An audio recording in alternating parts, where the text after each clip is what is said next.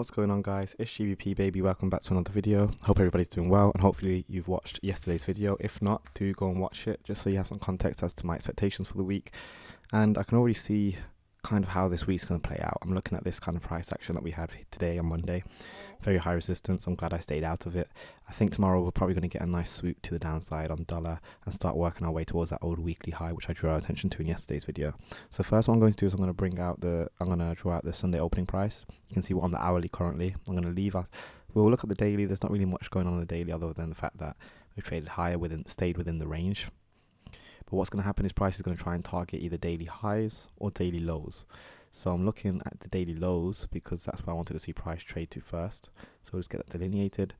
Although we're close to this high, as you can see on the 4 hour and the 1 hour, we are trading into a strong bearish PDRA, which price is finding resistance at. So I doubt it's going to be wanting to run that daily high. So because of that, I'm looking at this daily low as being a target for price instead. So what I'm going to do is I'm going to mark out this as well, because that's going to be the opening of a bearish order block. We'll thicken this up and we can put 4 hour bullish bearish order block.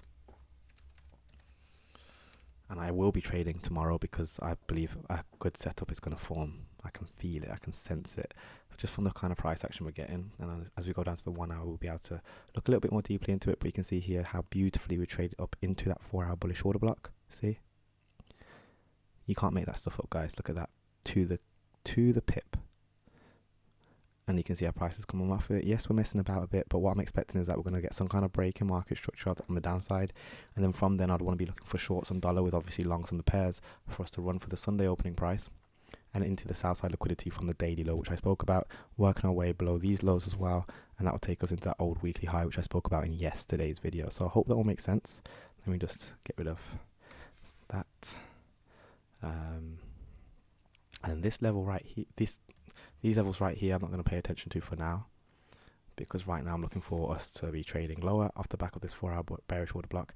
And you can also see how price is just consolidating within this 1 hour fair value gap. So let's drag that out just for context sake.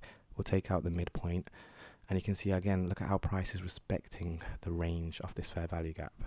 You see how we're like respecting it and we're coming right off of it. So I'm expecting I'm expecting a nice setup to form around 3 AM London. So I'm going to mark out my London kill zone, and hopefully I'll be able to, basically when I trade, I don't trade through TradingView. I trade with MetaTrader. So I'm not always able to enter them on TradingView for me to show you the next day. So what I'm going to do tomorrow is I'm going to try and do it just so that it shows up in the chart so you can see. But what I'll be doing is looking around 2 AM to 3 AM for my setup tomorrow with an expectation to go short, and I want to see us just trade lower for the rest of the day pretty much and start returning down into these sell stops, just because of the reaction we got off the 4 hour, because I'm expecting us to create the low of the week early in the week, and because of the high resistance we've had trading up here, that's what I'm expecting, and I can see us slowing down into a consolidation, and it just looks to me like we're going to get some kind of failure swing. So it'll be interesting to see how price plays out there, but again, it depends on how the Asian range forms. But looking at all of this consolidation on this side, and if we just highlight that just for context sake, and we'll make it grey just so that we can take a closer look at it, you'll see how volume's holding price in this range. And if we look at the midpoint especially,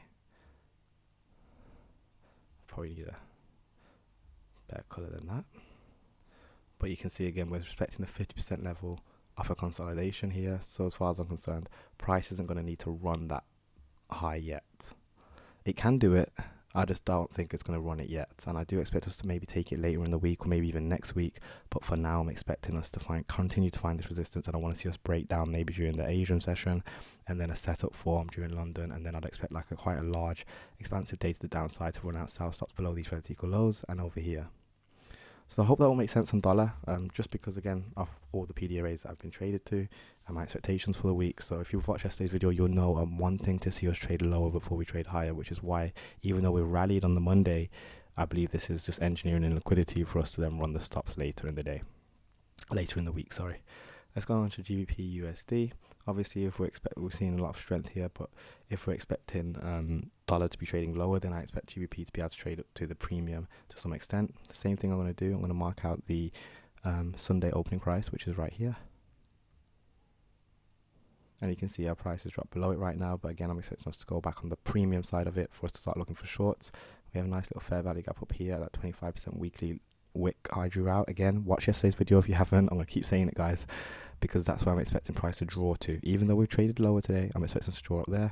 And what we'll do the same thing. We'll look at the daily, and remember, the price is going to aim for daily highs or daily lows. Remember, we're still early in the week, so I'm looking for the daily highs to be targeted. So let's get that buy side liquidity marked out above this high. And then the lows, I'm hoping, well, not hoping, but I'm expecting to stay intact. Here's the 4 hour. You can see we dropped down into a fair value gap, beautiful fair value gap right here. Look at this 75% level, and you can see that volume is respecting the 25% level here and here, whipped down to the 50% level. You know, this is all hinting to higher prices, which is why I'm expecting us to run the buy stops here and start trading into this bearish order block right here. I don't want to see us take out this high necessarily. I want to see us stay quite shallow. I'm going to get rid of this range right here just so that we have it a little bit more simple. Let's go down to the 1 hour again, and you'll start to see the ranges I'm talking about. And the high, again, the daily high, I'm expecting to get ran tomorrow. Looking at this, I'm glad I didn't trade today. Look at all this wicking. They're just engineering on liquidity, so I'd like to think that we can get a nice run on price, like a nice expansive day. And you can see we do have high impact news tomorrow with an unemployment rate getting released at 2 a.m. so that might lend to our advantage. In fact, because of the high impact news at 2 a.m, I'm going to be looking around 1 a.m. London, 1 a.m. New York, sorry, for setup, and maybe just after 2, so around 3, to see if we get a continuation or a reversal. So I expect this to be able to push price quite nicely, but again, we can only wait and see, because I think our price is being held. Let's see this. This might be a point of divergence. Is it? Yeah, this is a point of divergence. So you can see we've got higher lows happening here, where we don't have lower lows on euro, on dollar, which is hinting to us something. Let's see what euro's doing. We will take a close look at euro in a second, but we should have higher lows on euro as well, but we don't. And that's because of that's going to be because of the high impact news we have happening on pound. So what's going to happen is we're going to see pound snap back into place to catch up with what euro's doing.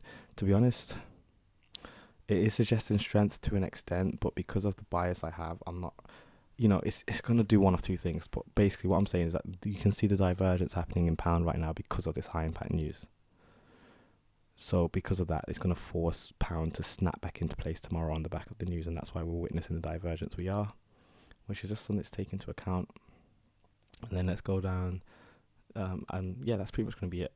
But what we might find is price might be rallying and then snap lower, but I don't want to speak too much too soon, especially after what I just said on dollar, with the expectation that I'm not really expecting the daily high to get ran. I'm looking at this and it seems quite weak to me, as in price will probably roll over and fail, and then ideally again get below that Sunday opening price, but we'll have to wait and see. And then obviously on euro USD, similarly, you see that we're deep in a discount and it's fell very heavily. Although I'm expecting daily highs to get targeted, we might not make it all the way up there, but it'd be nice to see if we could see some bullish price action.